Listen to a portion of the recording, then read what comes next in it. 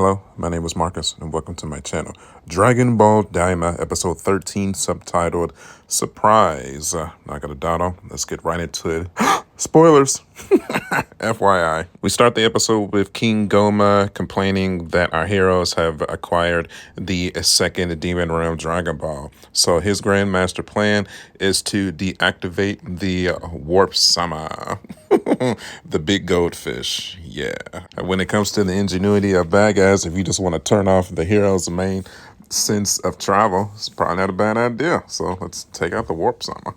I was hoping that he would head a little further deeper into his Grandmaster plan. Like, we still, on episode 13, we do not know what this third eye consists of. I'm kind of dying to know at this point what the hell this thing can do, if it can even challenge or threaten Goku or Vegeta at all. Apparently, to get to the machinery, to the Warp Sama, he sends Dosego into this deep little cavern. I really liked the dungeon style, kind of smoky atmosphere that he had to go into to shut Warp Sama down. It was really cool. Kind of reminded me of like a Bowser's Castle platforming section, like he's, trying to get down there to save Peach.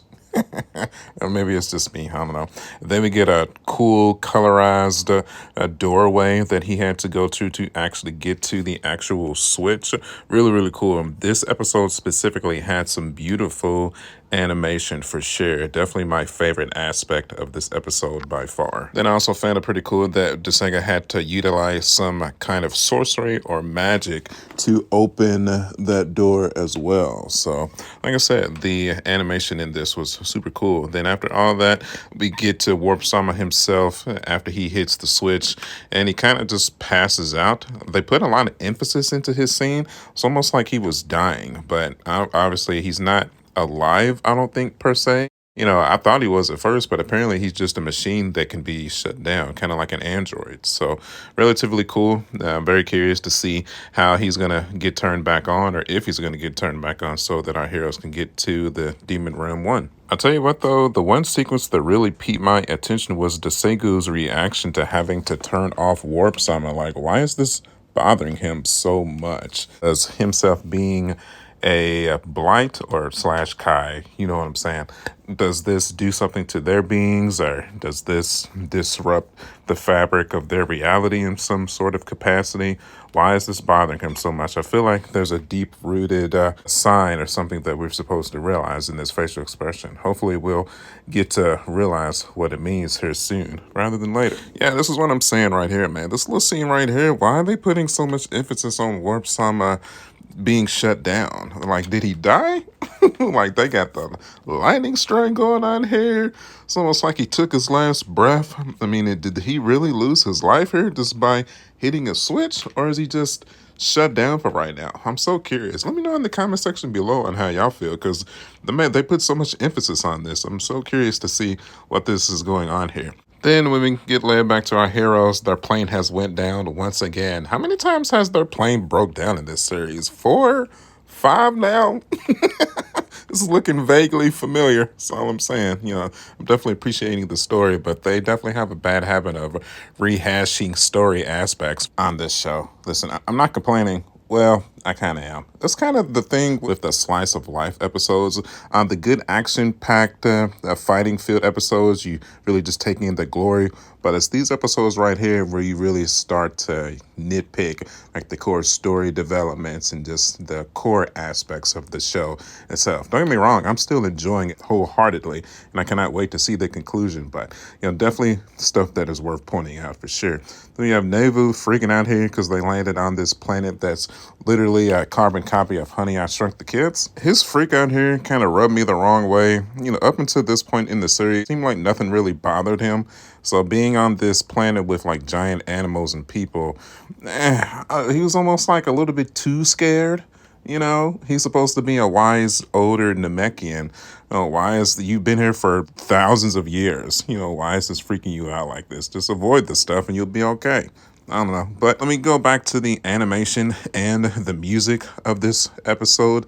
Music, when they first entered this plane of the planet, when everything started to turn big, the flute that started playing and the music in the background was absolutely stunning. I'm definitely a huge simp for beautiful music in my movies and in my TV shows. Even if the story is not hitting like it should, if you hit me with a beautiful soundtrack to go with it, I'll be okay.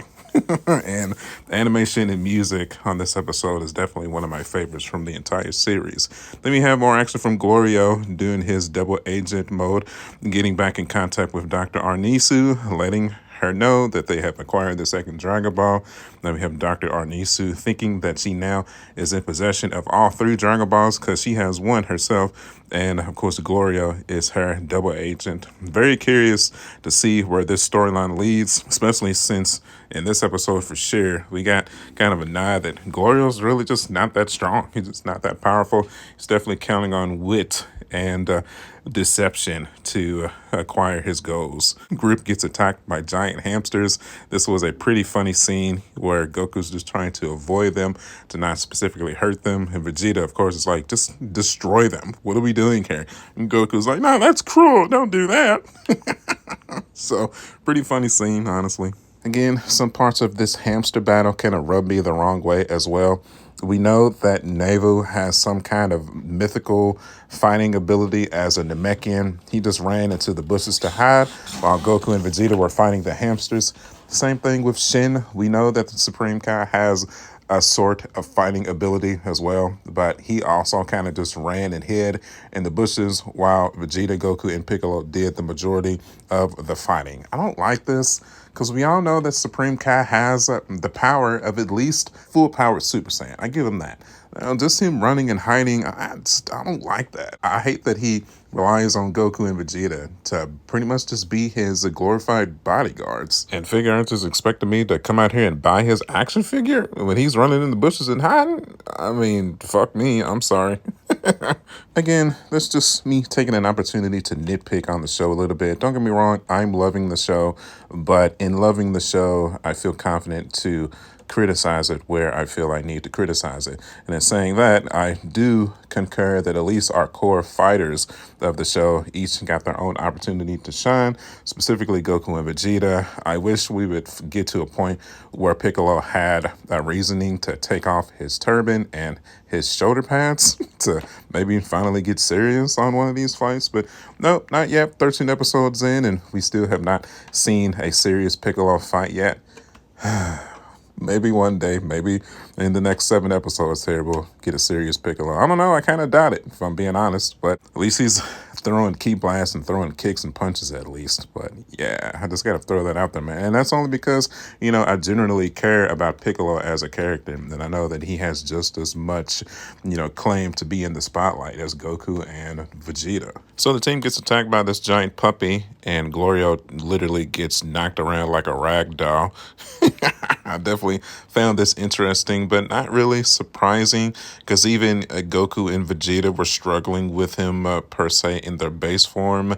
And when I say puppy, I mean this puppy was the size of think of Attack on Titans. I mean, even with their Saiyan abilities, they were throwing key blasts at him and punching and kicking the thing, and it just wasn't enough to make a scratch or a dent. I guess even with key control, if an entity is just so large, you have to utilize just more power to try to give it some damage. This was a pretty funny punch, though, that Vegeta gave to the chin. It was a pretty clean uppercut while the dog was running to attack the ship that Bulma and Pansy were working on.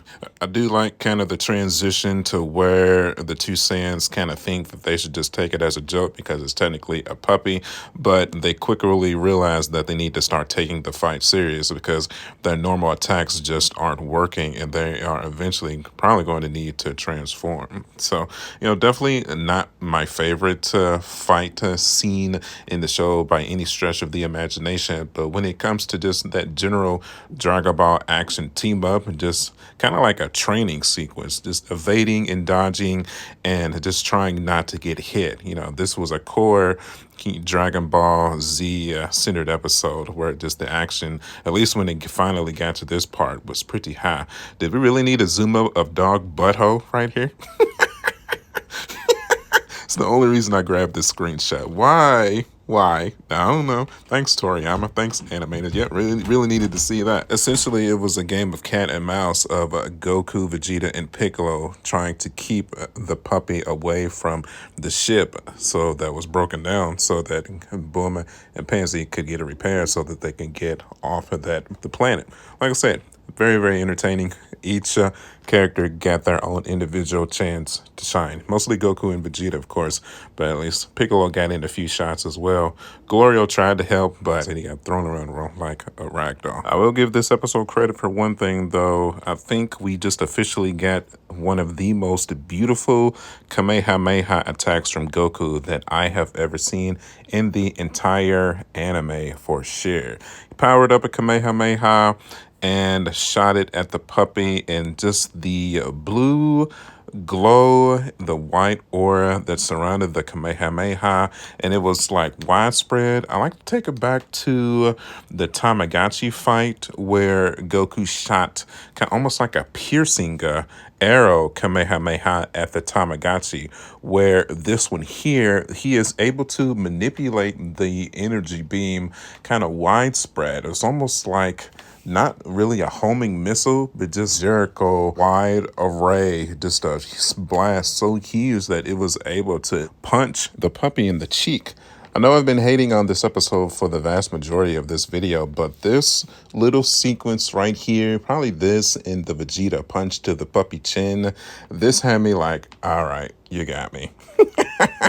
This just puts a smile on my face. It reminds me of like, oh, okay, this is why I'm a Dragon Ball fan. That's why I'm a Goku fan. That's why I'm a Vegeta fan. That is why I have implemented so much of my personal and leisure and professional time into this anime of Dragon Ball Daima. Thank you, Toriyama, for giving us this little sequence, because this was just magical. It really is. Shout out to the animation team. Shout out to the sound team for just giving us this particular part of this episode. It was so good. It really was. I am curious, though, for those that watch multiple Dragon Ball content creators besides myself, has anybody else mentioned the manipulation of the key to the Kamehameha from Goku? Does anybody notice the piercing that he did against the Tamagami and the widespread wave that he had against this puppy here? I'm dying to know, because I don't watch too many other Dragon Ball content creators anymore, because I want my opinion to be as 100% my personal opinion as humanly possible, without any other, ideas from other people that could have influenced my interpretation of the episode. I'm just curious to know. If they did, comment them in the comment section below, man. I really want to know. And then the puppy, of course, doesn't really seem to be affected by the Kamehameha at all. He's still playing, which, forces Goku and Vegeta to go Super Saiyan 1. Super Saiyan 1. There was no lightning aura around them during the duration of this little altercation, so keep that in mind. And then with that, they were able to, subdue the puppy long enough for, Bulma and Pansy to get the plane fixed, per se, or at least able to put him down. But then the big giant kid, I do not remember the name of the giants that the Supreme Kai called them, but we're going to leave that information for another day. Maybe if they show up again, then maybe. Then the big kid showed up and he started swiping at the plane or fighters like they were basically insects. I mean, that's how small they were compared to him. So definitely found that pretty cool as well. And then like we had him swipe at the plane and almost connect with it. And then Goku, with his Super Saiyan energy, was able to kind of hold his hand at bay. It was literally a Honey, I Shrunk the Kids kind of situation, man, where he kind of got swiped away and fell into the kid's bag and kind of got stuck and had to fly his way out. It was just a really cool sequence of action events to kind of conclude the episode. Like I said, definitely not my favorite episode by any stretch of the imagination, but I would be lying if I didn't say I was still entertained by it for sure. As you can see with this frame right here on how big these behemoths, these giants, are pretty much titans, are. Super cool, man. So ultimately, of course, our heroes were able to avoid being hit by the Behemoth here. Then once everybody got onto the plane, Navu made a mention that if this was the second most dangerous demon realm planet or whatever, there was another. And he was like, yeah, that's on this planet. The people are even bigger than the guys that we just fought against. And Vegeta's like, what the heck? So kind of like a little whatever. I kind of doubt that they go to that planet as well. But then again, they might, since, like I said, Daima seems to like to rehash episodes and ideas. So I guess we'll see. But that was really about it, man. So definitely the story developments was Warp Sama being shut down or dying, and pretty much everything else was slice of life. So that's where we're at, man. Not my favorite episode, I'm not gonna lie, like I've been saying through the majority of the video.